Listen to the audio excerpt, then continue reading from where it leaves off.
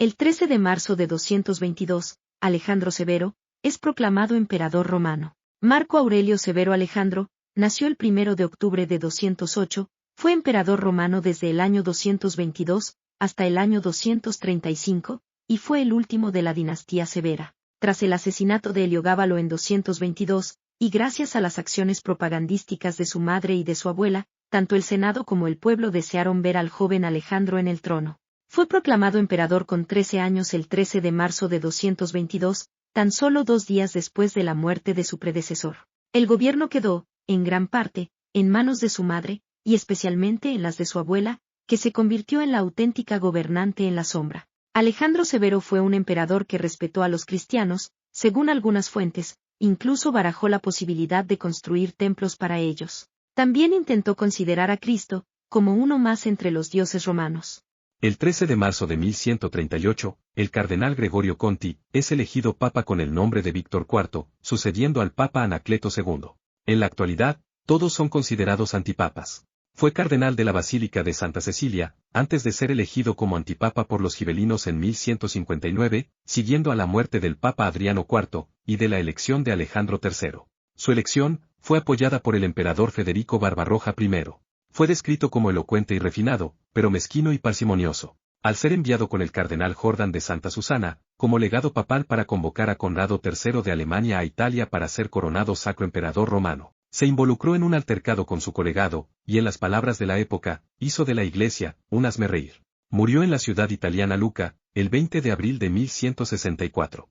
El 13 de marzo de 1325, se funda México Tenochtitlán, capital y ciudad-estado del Imperio Azteca. Tenochtitlán fue la capital del Imperio Mexica, y durante la dominación española, se fundó sobre ella la Ciudad de México, que fue la capital del Virreinato de la Nueva España. Y tras la independencia, fue sede del primer Imperio Mexicano, actualmente es la capital de los Estados Unidos mexicanos. La fundación de la ciudad fue un hecho cuya historia se mezcla con la mitología, lo cual es distintivo de los pueblos originarios americanos. El mito de la fundación cuenta que México Tenochtitlán fue poblada por un grupo de tribus nahuas migrantes desde Aztlán, lugar cuya ubicación precisa se desconoce. Tras merodear por las inmediaciones del lago de Texcoco, los futuros mexicas se asentaron en diversos puntos de la cuenca de México que estaban sujetos al Altepetl de Azcapotzalco. La migración concluyó cuando fundaron su ciudad, en un islote cercano a la ribera occidental del lago.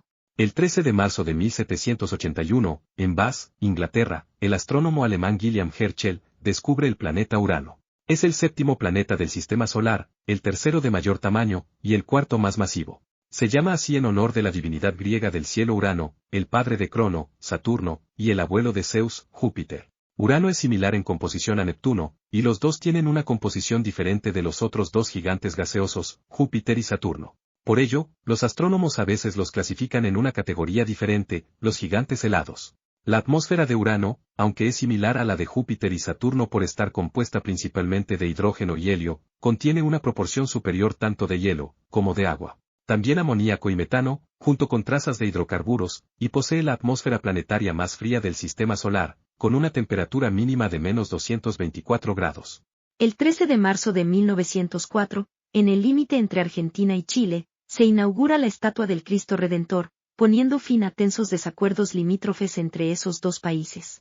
El monumento al Cristo Redentor es una obra realizada por el escultor argentino Mateo Alonso. Fue erigida en el Paso de Uspallata, justo en la línea de la frontera argentina-chilena, a 3.854 metros sobre el nivel del mar.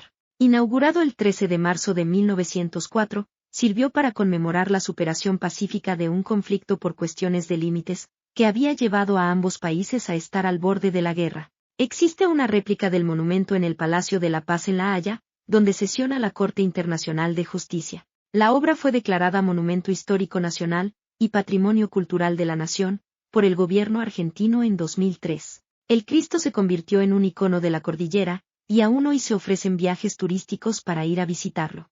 El 13 de marzo de 1943, en el marco del Holocausto, el ejército nazi alemán liquida el gueto judío de Cracovia.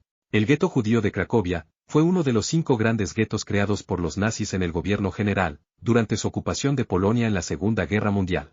En él se separaba a las personas capaces de trabajar, de las que serían ejecutadas. Antes de la guerra, Cracovia había sido un influyente centro cultural para los judíos residentes en ella. Los días 13 y 14 de marzo de 1943, los nazis ejecutaron la liquidación final del gueto. 8.000 judíos considerados en estado de trabajar, fueron transportados al campo de concentración de Cracovia. Los considerados incapaces de trabajar, cerca de 2.000, fueron asesinados en las calles del gueto durante esos días. Los que quedaron, fueron enviados a morir a Auschwitz. El 13 de marzo de 1964, en Nueva York, Estados Unidos, un asesino en serie mata a puñaladas a Kitty Genovese. Los testigos de su asesinato no hicieron nada por ayudarla o llamar a la policía. Se considera un caso de efecto espectador, que desde ese año se llamará síndrome Genovese. Su asesino, se llamaba Winston Moseley, era maquinista de profesión, casado y con 3 hijos. Fue detenido más tarde en relación con un robo, donde confesó el asesinato de Genovese. El examen psiquiátrico de Moseley demostró que este era un necrófilo, y fue condenado a pena de muerte por asesinato. Hubo 38 testigos del ataque, y ninguno de ellos llamó a la policía, ni acudió en su ayuda. El incidente provocó investigaciones sobre lo que se conoció como el efecto espectador, o síndrome Genovese. El asesinato se convirtió en un elemento básico de los libros de texto de psicología estadounidenses durante las siguientes 4 décadas.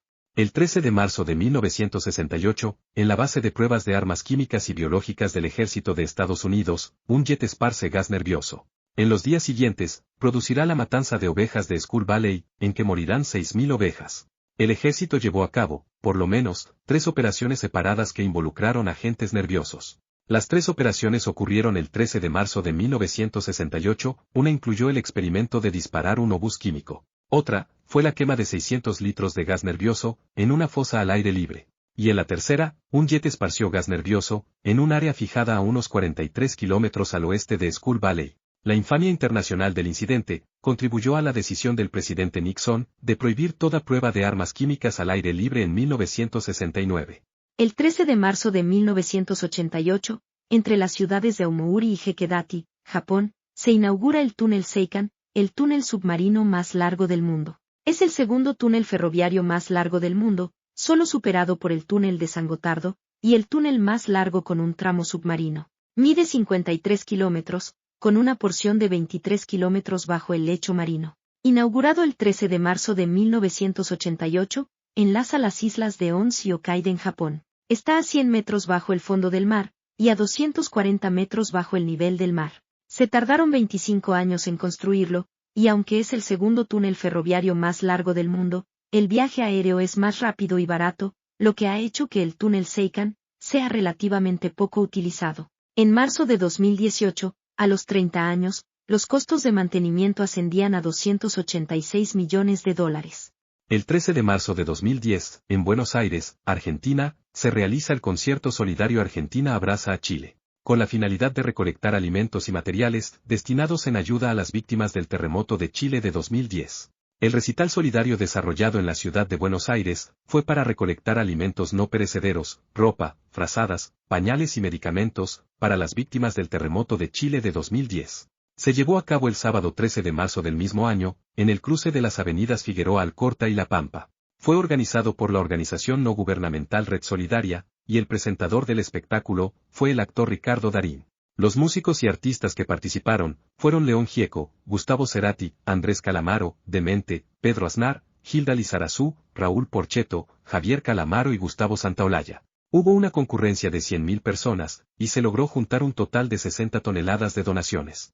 El 13 de marzo de 2013, en la Ciudad del Vaticano, el cónclave elige como papa a Monseñor Jorge Mario Bergoglio, procedente de Argentina, quien adopta el nombre de Francisco. Tras obtener la mayoría necesaria en la votación del cónclave, el cardenal Bergoglio escogió el nombre de Francisco, como su nombre pontifical en honor a San Francisco de Asís, un santo italiano que en el siglo XIII fundó la orden franciscana, y que se caracterizó por su entrega a los pobres y su humildad extrema. El Papa declaró posteriormente a la prensa que le gustaría una iglesia pobre, y para los pobres. Para el Papa Francisco, Francisco de Asís, es el hombre de la pobreza, el hombre de la paz, el hombre que ama y custodia la creación. El Papa explicó distendidamente que después del cónclave, le sugirieron algunos nombres, como Adriano y Clemente. Sin embargo, optó por Francisco por unas palabras que le comentó el cardenal brasileño Claudio Humés, cuando estaba alcanzando la mayoría para ser elegido: no te olvides de los pobres.